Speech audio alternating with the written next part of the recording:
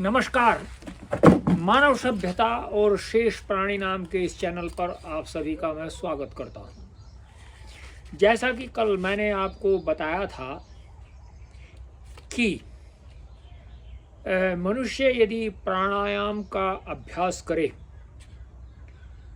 तो वह जीवन में सभी प्रकार से उन्नति कर सकता है। सभी प्रकार से का अभिप्राय यह है कि वह मानसिक उन्नति कर सकता है, वह आत्मिक उन्नति कर सकता है और वह शारीरिक उन्नति भी कर सकता है यदि वह चाहे तो।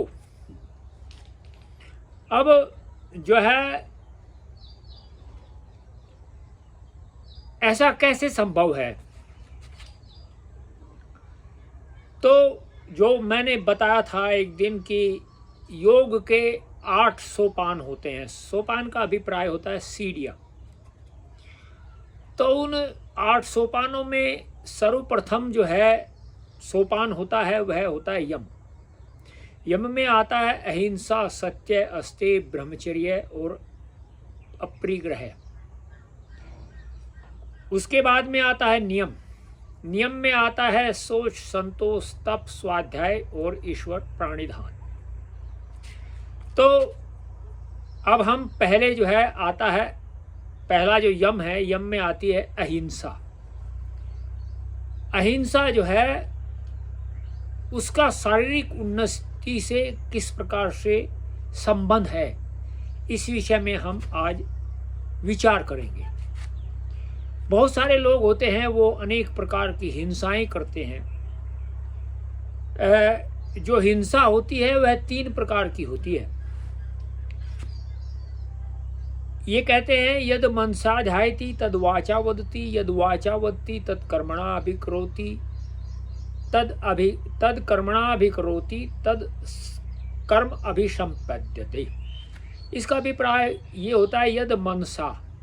यद का मतलब जैसा, मनसा मन से, ध्यायति सोचता है, तद वाचा वदति वैसा ही वाणी से बोलता है, तद कर्मणा करोति वैसा ही कर्म से करता है, तद अभिकर्म संपद्यते वह एक कर्म बनता है। तो यदि मैंने अपनी वाणी से, अपने मन से हिंसा की, वह भी हिंसा हुई। मैंने अपनी वाणी से हिंसा की, वह भी हिंसा हुई। और मैंने अपने कर्म से हिंसा की, अर्थात अपने कार्यों से या क्रिया से हिंसा की, तो वह भी हिंसा ही हुई। तो जो है अब अहिंसा का शारीरिक उन्नति से क्या संबंध है, इस पर हम विचार करते हैं। जो मनुष्य अहिंसा का पालन करेगा, आवश्यक है वह हिंसक न हो। अर्थात वह हिंसक कभी नहीं होगा जो अहिंसा का पालन करेगा।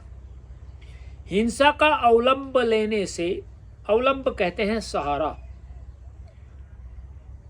उस मनुष्य में ईर्ष्या, द्वेष, क्रोध, लोभ, मोह आदि की वृत्तियां जागृत होंगी। देखिए, जो हिंसक होगा वो क्या होगा, वह व्यक्ति ईर्ष्यालु भी होगा, द्वेष भी करेगा, क्रोध भी करेगा, लोभ भी करेगा और मोह भी करेगा। इन वृत्तियों की जागृति में वह जो भी भोजन करेगा, अर्थात उसकी ये वृत्तियां जागृत अवस्था में है उसके शरीर में, वह न पचेगा। कैसे नहीं पचेगा, अब आपको मैं बताता हूं। इसमें लिखा है ईर्ष्या, भय, क्रोध परिप्लुतेन लुब्धेन रुग्धन्यैः पीड़ितेन। इसका अभिप्राय ये है कि भोजन के पचने से ये जो है, जो ये इस प्रकार का शरीर में होता है, वह मनुष्य को अर्थात ईर्ष्या, द्वेष, क्रोध, लोभ और मोह जहाँ होता है, वहाँ जो है शरीर की मंदा अग्नि, अर्थात अग्नि जो हमारे शरीर में, जैसे मैंने आपको एक दिन बताया था कि अग्नि जो है वो केवल यही नहीं है कि जलाने का ही काम करती है। अग्नि हमारे जो शरीर में भोजन है उसको तोड़ती भी है, क्योंकि जो अग्नि के परमाणु होते हैं उनका कार्य तोड़ना होता है, अर्थात वह किसी भी पदार्थ को इतने छोटे छोटे कणों में जो है तोड़ देती है कि अत्यंत सूक्ष्म, जिसको हमारा शरीर पचाता है, उसको कहते हैं उसको कहते हैं जठराग्नि।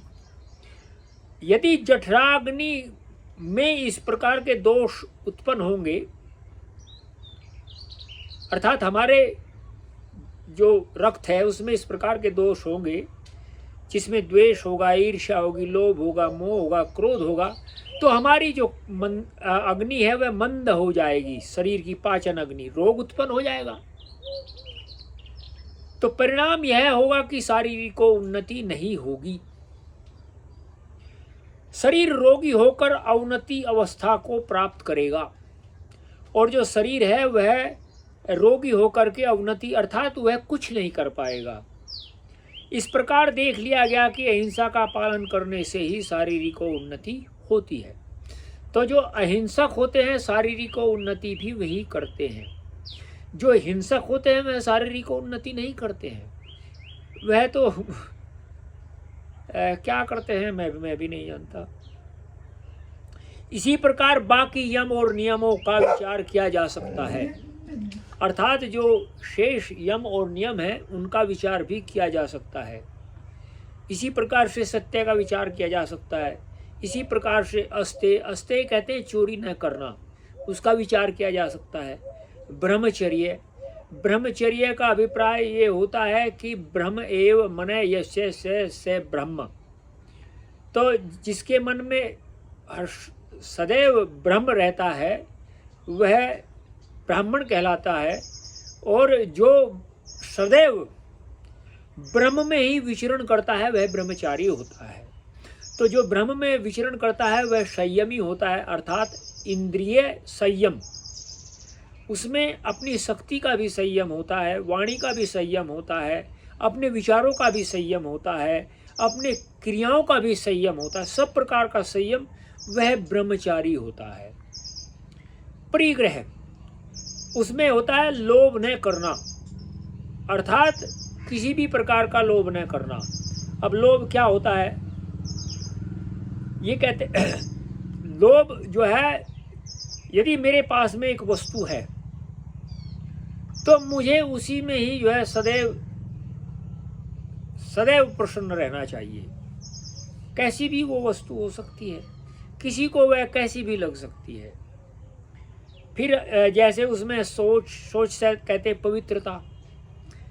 पवित्रता जो है, एक तो बाह्य पवित्रता होती है, आप अच्छे सौंदर्य प्रसाधन आदि का प्रयोग करें, आपके शरीर से जैसे एक सुगंधि उत्पन्न हो जाए, वह एक पवित्रता होती है। एक पवित्रता होती है आंतरिक पवित्रता, जो हमारे जीवन के अंतःकरण को पवित्र करती है। एक होता है संतोष क्या होता है? ये एक बड़ा ही विचित्र एक स्थिति है संसार की कि संतोष को लोग नहीं जानते। अब जैसे कोई कहे कि मैं आज 5 रोटी खाई और उसके बाद में मैंने संतोष कर लिया, लेकिन ये संतोष नहीं होता है। उद्योग में संतोष करना आलस्य कहलाता है। उद्योग करने से जो फल प्राप्त हो उसमें संतोष करना संतोष कहलाता है।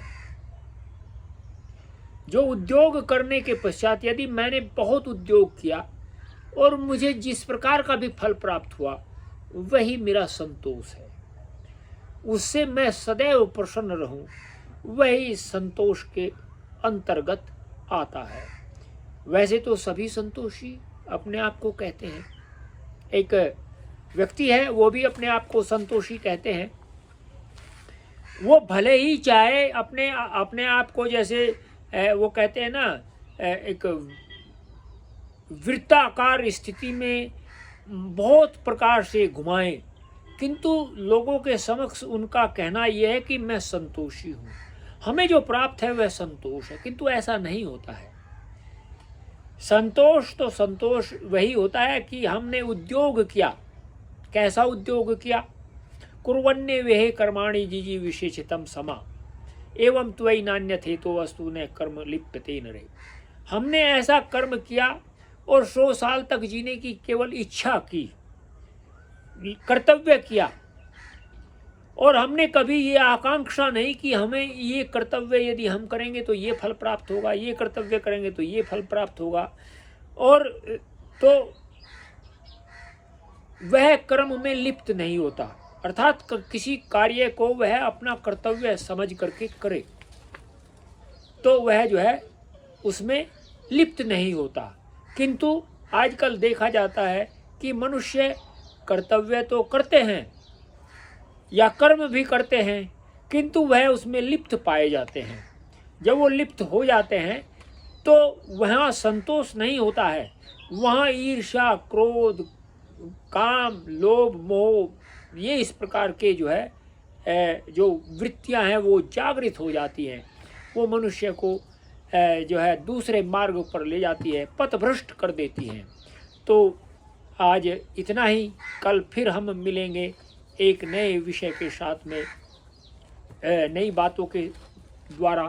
तो आपको यदि ये वीडियो अच्छा लगा हो तो आप इस चैनल को सब्सक्राइब करिए।